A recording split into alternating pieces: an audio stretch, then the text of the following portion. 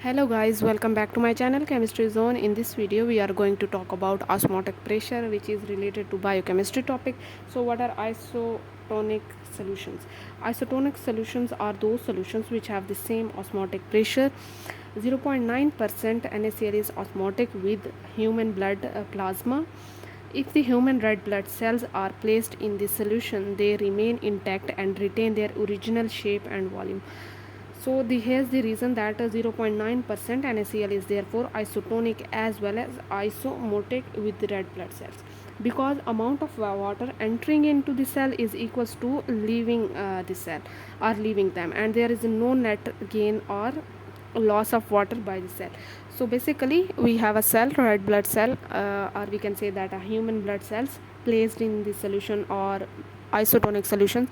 The water is entering and leaving in the same ratio or in same amount, so the cell remain intact in their shape or maintain their shape and volume. These are the isotonic solutions. So what are hypotonic and hypertonic solutions? We have hypotonic solutions, the solution which are less concentrated than zero point 0.9 ratio.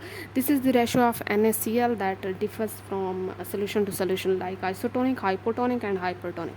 In isotonic we have the percentage or percent of NaCl was equal to 0.9. In hypotonic it is less concentrated, or we can say that it is the less than 0.9% of NaCl in the solution, which is called hypotonic. If the human red blood cells are placed in the solution, the water will enter the cell making them swollen, and if the solution is very dilute, the cell will rupture releasing their Hb, means hemoglobin, in the solution. That is also called the process of hemolysis.